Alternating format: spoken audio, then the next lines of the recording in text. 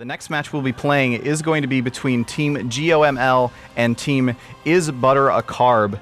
And these teams, there's a lot of actually very well-known names on these teams. GOML, for people who are not aware. By the way, you can find out all the details on who's playing in which team on the website. There are links. If you're watching this on Twitch, just scroll down the page a little bit. There will be a link down there to the teams and to the brackets and everything.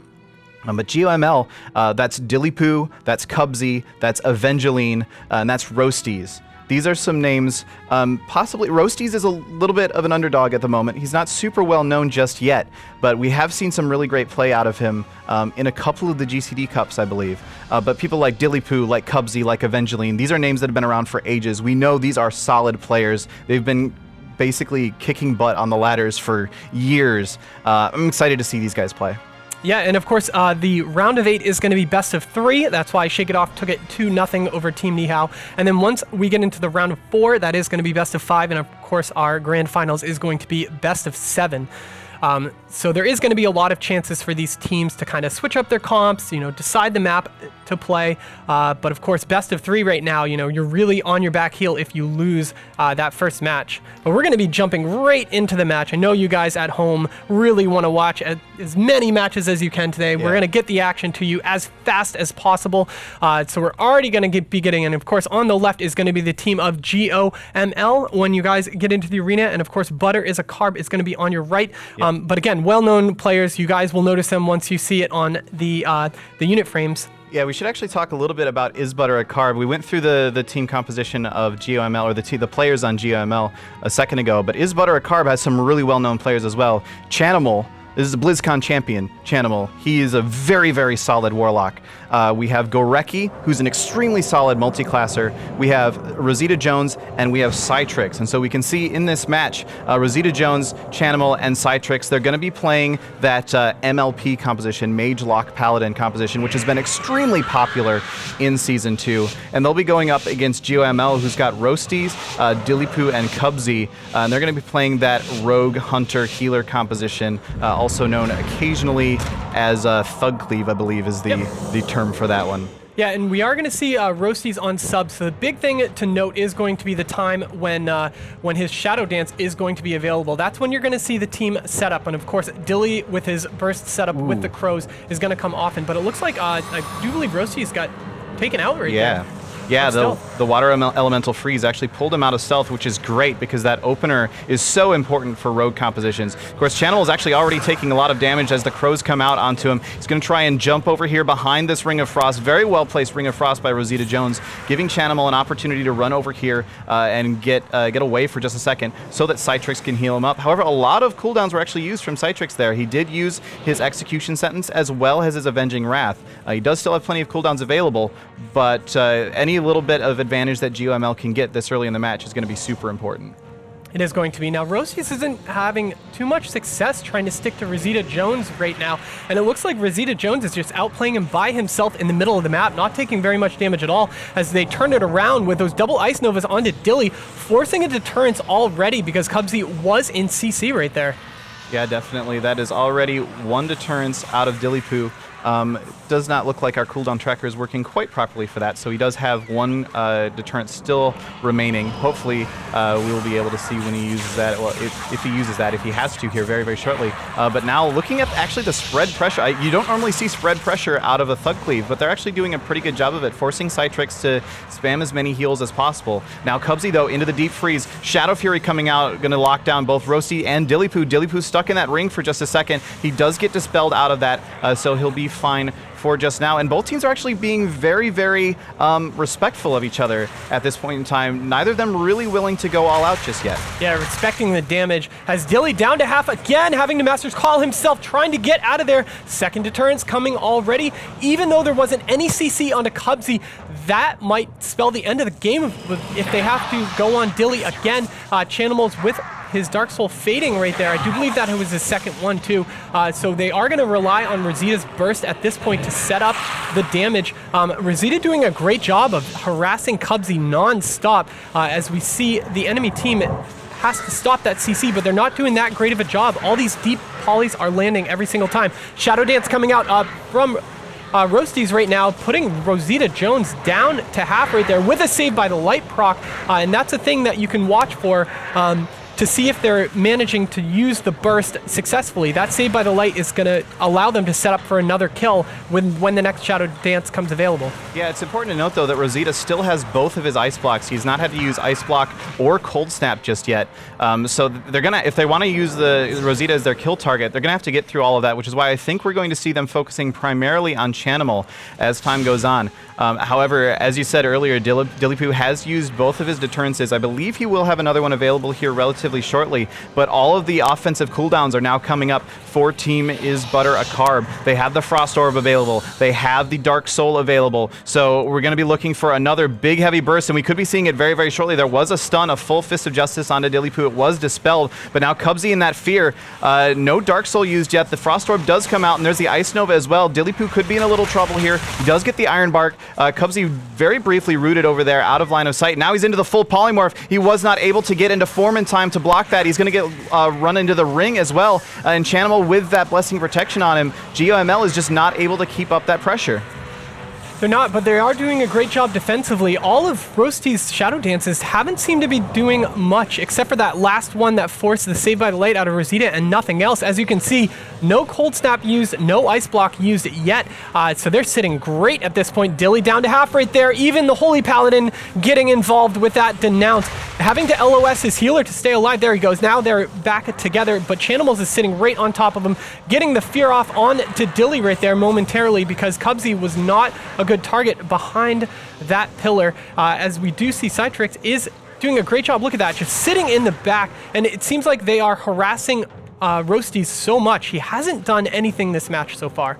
Yeah, Is Butter a Carb has just not really had to use much of any of their defensive cooldowns. It does look like they've used both Blessing and Protections out of Citrix, assuming that he's actually running that talent, which I'm not actually sure that he is off the top of my head. Cubsy into a lot of Polymorphs right now, but they're not able to put too much pressure onto Dilipu. They do get a fear off onto him, but basically at this point I think they're just trying to diffuse the sort of damage coming out from Dilipu, as Chanimal was stuck into that full kidney, into the cheap shot as well. Citrix having to use his Avenging Wrath and his Execution Sentence. He does get put into that Wyvern Sting, and Chanimal might be in a little bit of trouble here as that trap lands onto Citrix, but it's looking like there's just so much healing coming out from Citrix that Chanimal's going to be perfectly okay. He hasn't even had to use any of his defensive cooldowns. That was a lot of healing, but it was also a lot of cooldowns used. Wow, Dilly down to half again, having to deter because of the Polymorphs on to Cubsy. Again, Rosita Jones just pushing so far in for that CC, almost throwing Cubsy off of his game. It seems like they... Oh, there they go. Now they're back together behind the pillar as we do see a poly onto Dilly that does get broken. Dilly trying to find his target, but not doing a great job of it. Ro8's getting down to half too, spamming that feint, trying to keep those defensives up as Cubsy is in the deep. Any follow-up CC? There we go. Now we have the Polymorph landing also with the Dark Soul with Chanimal. Lots of damage coming out. Dilly having to deter yet again, 80k health, but the last poly and fear coming out onto Cubsy, who has to trinket. Dilly getting so low right now. Let's see if the Ice Nova's coming out. Oh, but they didn't do a lot of damage. That Master's Call again coming out onto Dilly, keeping him out of those... Ooh, sorry, Ro8 has the dip super low there for just a second. He actually had to use his Cloak of Shadows to be able to stay alive. Fortunately for him, he had that available. And now GOML trying to turn this back around again. They have managed to live through the Dark Soul from Chanimal, and so the damage has slowed down once again, as Cubsy is just trying to keep as many of his heal over times up as possible, actually dropping the Iron Bark onto Dilipu as well, just trying to limit the amount of damage that he's able to take. And now Chanimal might be in a little trouble here. Citrix into that full Cyclone. If they can stick onto Chanimal, this could be really great for them. Do they have any follow-up CC onto Citrix? No, they do not. He's going to go ahead and use his Avenging Wrath and be able to top his team back off yet again. Not only that, the Trinket is coming back up. That Step Kidney from Citrix really set up for the team of GOML, but Ro8's again just eating so much CC constantly. Cubsy in a full poly right now, with Ro8's taking some damage, but he's able to step away. No, he's caught in the middle right now, having to Smoke Bomb right there. Looks like a defensive Smoke Bomb because there wasn't too much damage out on Chanimals. That Ro8 lands trying to stop the damage. The blind onto Citrix, that does fade. Oh no, having to trinket the blind right there. So that was an awesome blind. Citrix into the full trap, also having to bubble out of it. So this is a big setup so far from GOML, getting those important cooldowns out of Citrix. Yeah, and it's worth noting that we are now 16% into dampening, reducing all healing done in this arena by 16%. And as this continues to go, I think we're going to start to see the Save by the Light proccing a lot more often, which could give GOML an opportunity to actually get that burst damage. However, Cubsy's heal over time effects are also going to be doing less as time goes on. And with Dillypoo now at 40% health and dropping quickly, he might be in trouble. He might just go down right here. He does have a deterrence available, but it's not enough. And Dillypoo will go down. And that's going to be the first game for Team Is Butter a Carb.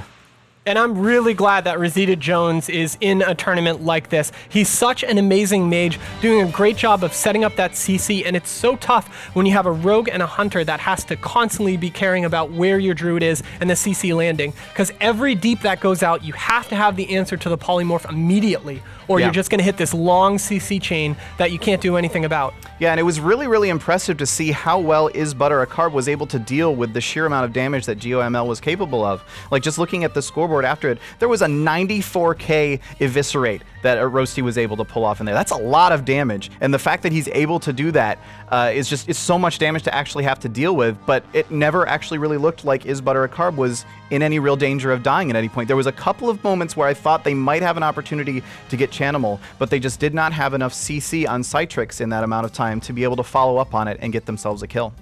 Yeah, and I thought Is Butter a Carb did a great job of shutting down Ro8's that match. I believe that's really what sealed the deal for them. Yeah, definitely. So we will be getting into another match here very, very shortly. We are finding out what maps and compositions, or what map and what compositions we're going to be using. I'm not sure. Oh, there was the map selection right now. It's going to be Tolvaron Arena. That's the map that GOML has actually chosen. And I like that composition. I like that map choice for this comp. It is going to be a little bit more difficult, I think, for Ro8 to be able to stick onto his targets because these pillars are huge on Tolvaron, but hunters are also very, very good on this map because, again, because those pillars are so huge, their ability to do damage while moving and getting all their casting off actually makes them a little bit easier to stay on targets than other casters like Rosita Jones and Chanimal. Yeah, I thought that was a great map for both teams. I think Is Butter a Carb just overall just played better. I thought that their CC chains went a lot, it was great. Like, there's not too much more you can say about it with a player at the caliber of Chanimals along with Rosita Jones. Citrix doing a great job too. Ro8's really tried to set up CC chains onto Citrix, doing a great job with those step kidneys when needed with the blinds, but the pace of the CC out of the team of GOML just wasn't fast enough to keep those cooldowns on cooldown for Citrix. Yep, and we can also confirm that both teams are going to be using the same compositions in this matchup. So we will once again have Frost Mage, Affliction Warlock, and Holy Paladin, that MLP composition that's been so popular. And GOML will once again be going with Beast Mastery Hunter, Subtlety Rogue, and Restoration Druid, also known as Thug Cleave from time to time. And I gotta say that they're very, very silly, these composition names, but I love coming up with them. Like, you can always come up with such weird names. I like when they have to do with the actual comp. Like, Thug Cleave was one guy with a gun, one guy with a knife. Cool. Yeah. Makes sense. Some of the other ones, they get out there and they have nothing to do with it. So, because at least with Thug, you can kind of put the dots together. The crazy ones like Spicy Chicken Cleave. I mean, at least it had to do with fire and the chicken from the Moonkin. So, if you're naming comps on your own, if you're the guy that found out a new comp, stick to those rules. Those are good rules to follow by. My personal favorite in terms of just very, very silly compositions is Frost Death Knight, Fire Mage, Healer. So what we call that one is George R.R. Martin Cleave. Because A, it's an obvious A Song of Fire and Ice reference, and B, someone's going to die basically every 30 seconds, and you might not like who it is. All right. That's not bad. I like that one. Okay, so we're going to get into this game. Of course, we do give these teams a few minutes to talk over strategies, and you can do things like adjust the enchants on your gear, maybe use a couple different pieces from that tournament gear since you have everything available to you right now. Yep. Absolutely. So we'll be getting into this match very shortly here and have to see if GOML is able to make a comeback here on their map and comp choice. Of course, neither team, as we said earlier, has actually changed their compositions, but we will be playing on Tolvaron Arena, and this match will be starting here very, very shortly. Tolvaron is a gigantic map. We're going to have to see if Ro8 can handle just how much terrain he has to cover during that. He'll probably be playing Steppe, I do believe, in this. Actually, let's see if we can pull that up. There we go. So yeah, it is going to be using Shadow Steppe. That is everything else very standard for this setup, and nothing too surprising whatsoever. So that Shadow Steppe is going to be a very important cooldown to keep track of, making sure he can get to his target to CC, because Citrix is really going to be able to spread the backfield out, staying right at 40 yards, not having to push up too often, even for CC with this comp. Yeah, definitely. Of course, he does also have that all-important glyph of detection, as we can see him using right now over there in the side. Just give him a little bit of a swirly ball action. Just very, very important to occasionally be able to put a little swirly ball around you. But anyway, he is going to be moving in here, going to try and get that sap, wisely moving away from Rosita Jones to move around over here behind and try to get that sap off. He was actually able to, he actually went for a blind onto Citrix, using that blind very early. Chanimal now into the full kidney, might be in some trouble over here. He does manage to get a sap onto Citrix as well, right as soon as that comes out. And so they've actually, as I say that, Chanimal did manage to get that execution sentence on him, and he's actually going to be totally fine. Yeah, and we did see it wasn't even a bubble out there. Wings and execution sentence used early, though, but that was to answer for the initial Crows and Shadow Dance. So that was a good trade-off. I think Carb ended up better in that situation, though, because of no trinket or bubble used out of Citrix. So lots of outs still. We see a Cyclone coming onto Cubsy. Doesn't look like it can land on anyone quite yet. Oh, there we go. They're using the pet to deny that spell lock. Oh, as we do see Rosita Jones blinking in for that CC. Got the deep off, but Cubsy knew it was coming and was already shifted into bear form at that point. Yeah, definitely, and they actually did a great job of keeping Ro8 in combat the entire time, so he was not able to run away and get a re-stealth. They are now putting a lot of damage into Chanimal, though. Citrix is going to have to use his bubble, but it might not be enough. Chanimal dipping so low on health. The Saved by the Light will proc, and now Citrix actually getting a Denounce out as well as a Word of Glory and that execution sentence onto Chanimal, so that's going to keep him completely alive for now. But these, the GOML team is able to do so much more burst damage this time around that Chanimal's actually been in a lot of danger a couple times so far. Citrix now, he has his trinket still available, and he has 2 Blessings of Protection, and his Avenging Wrath is going to come off a cooldown here again very shortly, but he has no Divine Shield anymore, and if they can keep cycling through those cooldowns like that, eventually they will be able to score a kill. Yeah, I mean, that's the thing. They just got to get the trinket out of Citrix right now and set up CC off of it. Oh, I do believe Ro8 just got pulled out by that Blizzard right there, as we do see this step cheap shot onto Citrix, followed by a full trap, but Chanimal's running away with the polymorph onto Ro8, again, just shutting down that rogue over and over. But look at this damage onto Chanimal's. Sitting that full CC chain by Citrix really allowed him to save those cooldowns for a later day. We see a full poly on to Cubsy also. Rosita Jones just doing a great job. Look at how aggressive he's playing just out in the middle. Ro8 again getting CC'd. They are going to be going on to Rosita for a minute, but Ro8's down to half right now. Half poly on to Cubsy, using that cloak again, but look at the spread pressure. Cubsy's going to have to pick it back up, using Nature's Vigil to try to catch up a little bit. We see a vanish by Ro8 to stay on his target, but look at this. Rosita not phased whatsoever. Getting Cyclone there for a second, but again, just sitting in the middle of the map because he knows he's not going to be the target. They want to kill Chanimals, and that's what's happening right now. Wings coming out in response to that CC chain, but Chanimal's already porting away back in a defensive manner with his Paladin.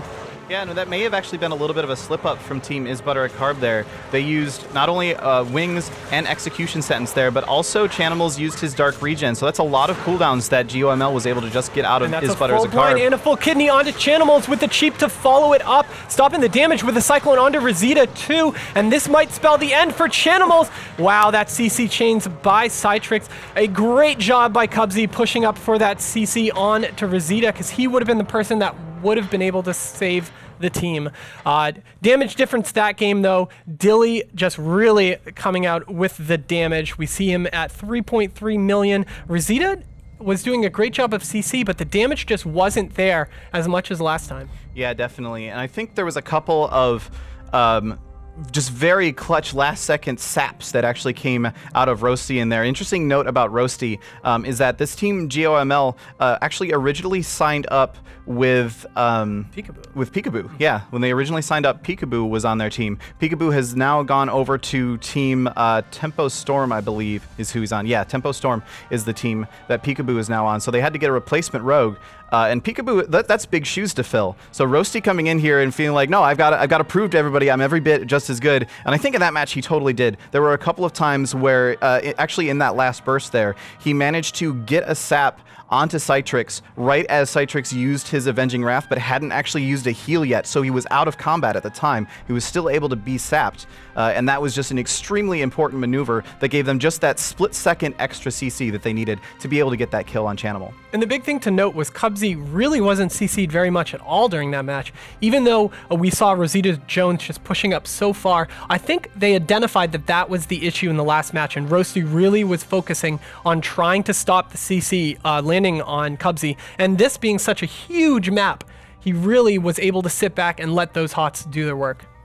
Definitely. So that will now tie us up 1-1 between Team GOML and Team Is Butter a Carb. But that does mean that now it's going to be Is Butter a Carb's map pick, and hopefully we'll find out here very, very shortly what map that will actually be. We're going to see here very shortly, as well as if there's going to be any team composition swaps in this matchup. You know, if I had to guess, I would say both teams are going to stick to it. I think that Chinimals and Rosita can really make a difference, or the strat change can totally make a difference. And the map, they can no longer pick Tolvaron. So, I don't know, that's a huge map that they don't have to deal with anymore. And I think that they're going to be able to chase Cubsy around a lot more, just get those CC chains off if needed. Yeah, and it makes me kind of wonder what map Team Is Butter a Carb is actually going to go with here. Maybe something like Sewers, or maybe a smaller map. But then again, that actually gives a little bit more assistance to the rogue. So maybe even Tiger's Peak might be the sort of thing that we see here. So it looks like the map was just chosen, and it looks like Ruins of Lordaeron. Mm-hmm. And I do like this pick, though. They are going to be able to spread that out. I think the big thing in that map was Citrix kind of was forced into a position where he was on top of channels most of the time, even though they did a great job of porting back to each other, and he was there to help Chanimals. Ro8 was just able to push up and was standing on top of the two of them constantly. So he didn't even need to burn that Shadow Step to push out those kidney shots. Yeah, definitely. We do have a little bit of a switcheroo, though. They originally said Ruins of Lordaeron, but they've changed their minds. Unfortunately, they changed their minds with time to still actually do that. But they've changed their minds, and it's going to be Blade's Edge instead. All right. It makes sense. Makes complete sense. I think that what we were just saying about having to burn the Shadow Step in an unopportune moment, so they're really going to have to play carefully with those cooldowns. But on the other hand, you are facing a Hunter with Explosive Trap.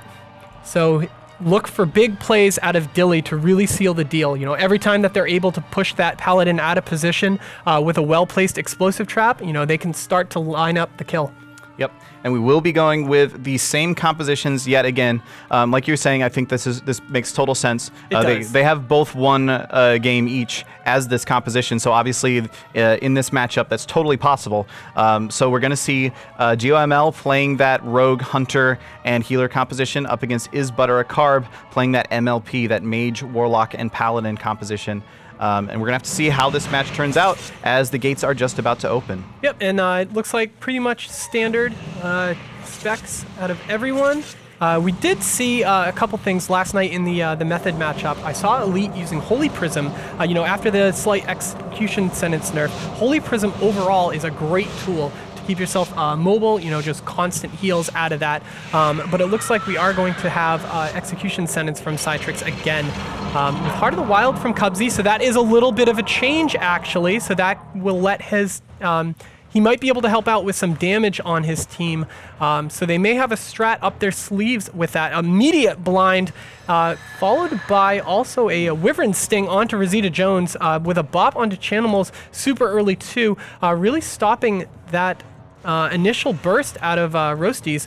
Looks like the only thing that was used was Crows, so maybe it was an immediate reaction to the Crows at that point. But Rosita Jones getting so low already with that Garrote on top of him. And we see Cytrix having to use his trick also. Oh, Dillypoo's wow. just out of nowhere. Oh, I actually thought he died there. That was an awesome feign right at the last second. He had like 1% health and he feigned, and that was just enough to actually maybe even get Isbutter a Carb to turn their attention away from him. He did have to use one of his deterrences there. I believe the Iron Bark. Yes, the Iron Bark did come out as well as the trinkets from both Dillypoo and Cubsy. So they are in a lot of trouble, but somehow still alive. I thought for sure he was dead in that just big, huge burst of damage coming out from Isbutter. Yeah, Rosita Jones, I thought he was going to have to play defensive right there, but really turned it around. We see the deep followed by the poly. It does look like, yep, and so he landed both of those CC because Cubsy's just right on top of him. But Chanimals down to half right now with a cheap shot on to Cytrix too. Chanimals getting the next bop, leaves Ro8's in the dust though with that port. Ro8's having to sprint back up top to stay on top of him,